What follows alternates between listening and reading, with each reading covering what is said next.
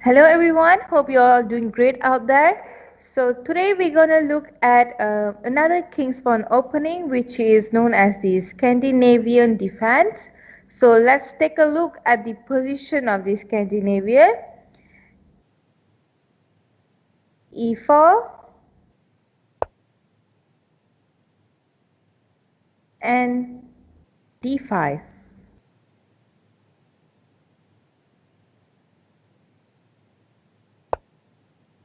Okay, so this is known as the Scandinavian Defense. This is the position. So let's take a look at the variations that we have under this Scandinavian Defense. So first, let's say we choose to capture the D5 pawn. So EX D5, EX D5.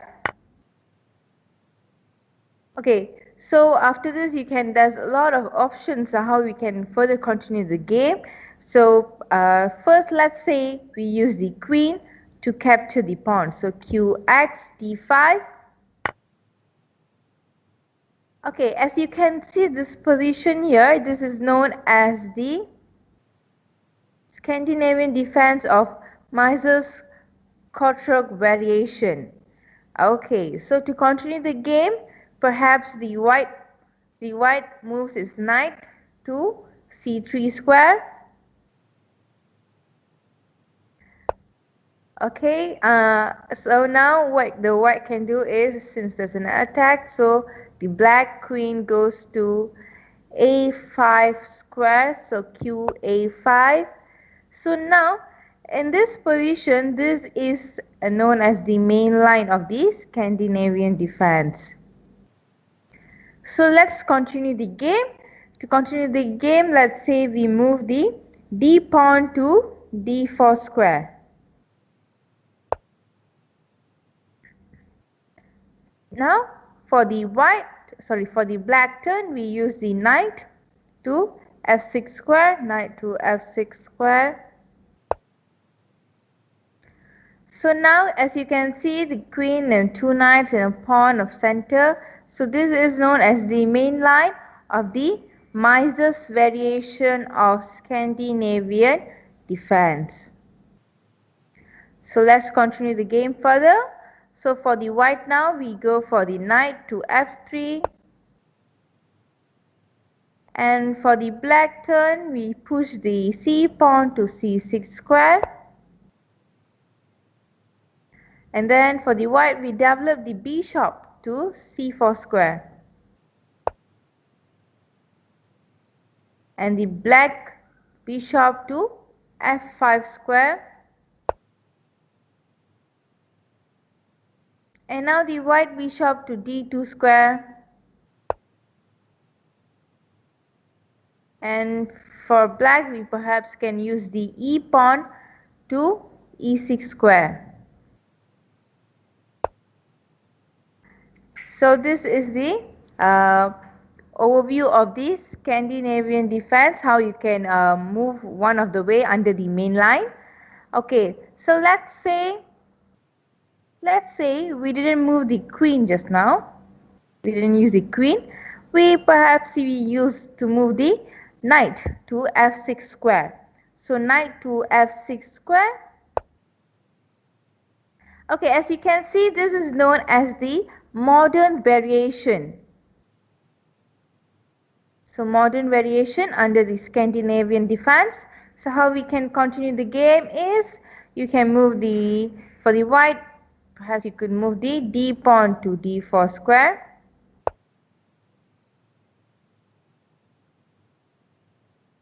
And then the knight will go for the pawn in d5, so nx d5.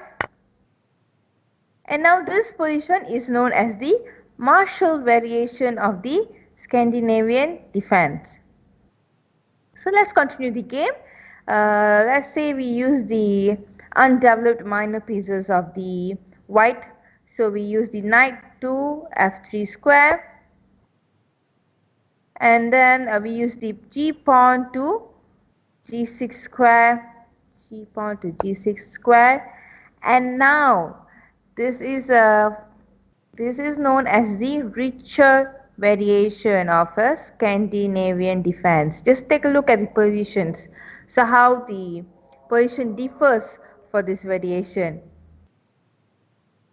Okay, so the richer variation, you have a pawn and a knight out for both pieces. And next what you can move is, you can move the c pawn to c4 square.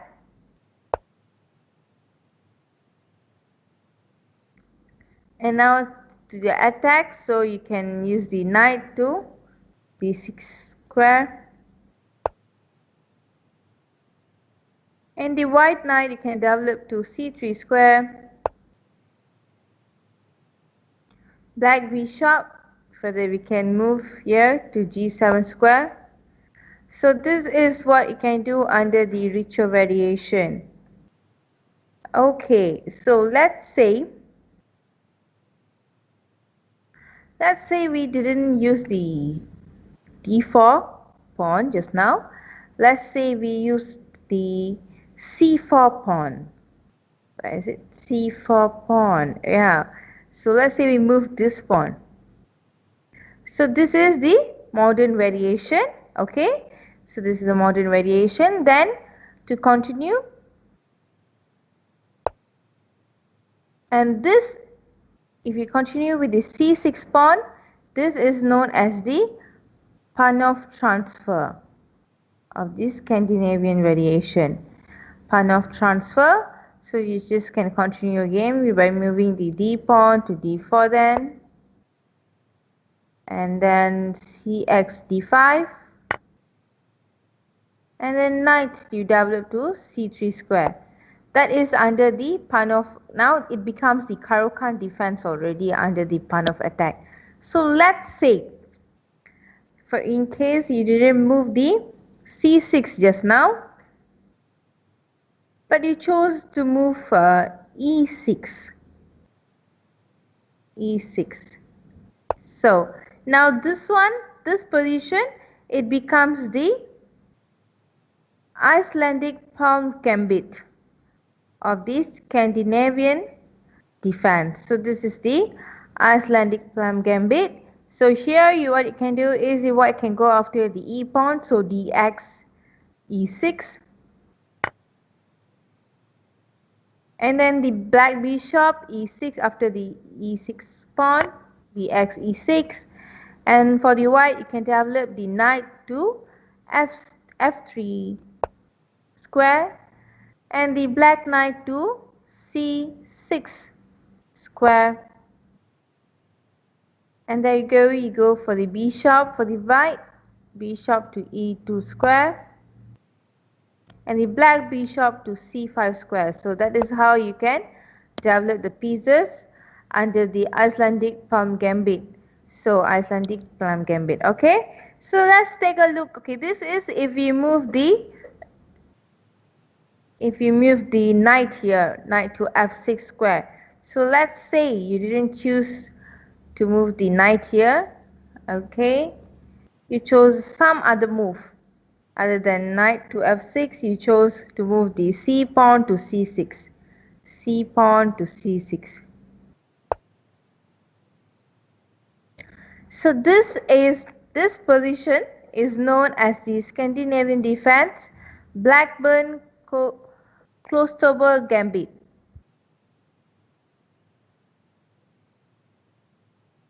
Right, okay. So what you can do under this gambit is you can go after the d pawn goes after the c pawn, so dx c6.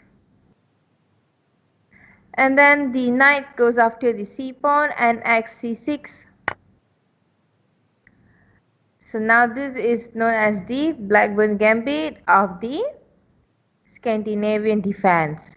Okay, now for the white, as the minor pieces are still undeveloped, so what we can do is we can go for the development of the minor pieces. We can use the knight to f3 square,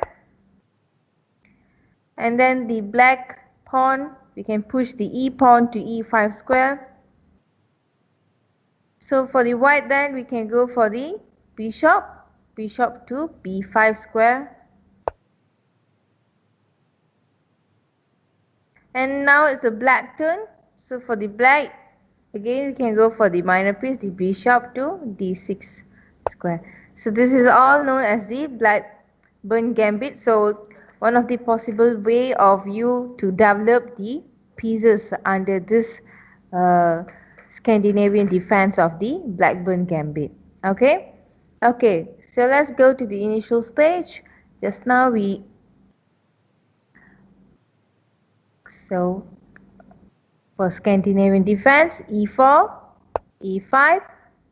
Just now we chose the e pawn to capture d5, and we came through a lot of variations under the move. So let's say we move some other pieces. Let's say we use the knight to move to f3 square. So once you move the knight to f3 square, and this becomes a different opening which is known as the Zokotot opening of the Tennyson Gambit. So you can just develop the pieces under this position. So for the next move is d pawn goes after the e pawn, so dx e4. And then you just develop the knight to g5 square. But this already become it already changed to another opening, okay, if you move the nf3. So from Scandinavian defense it becomes to the Zukertort opening of the Tennyson Gambit. Okay, so let's take a look at some other variations we have. Let's say what we have here is we can go for the c4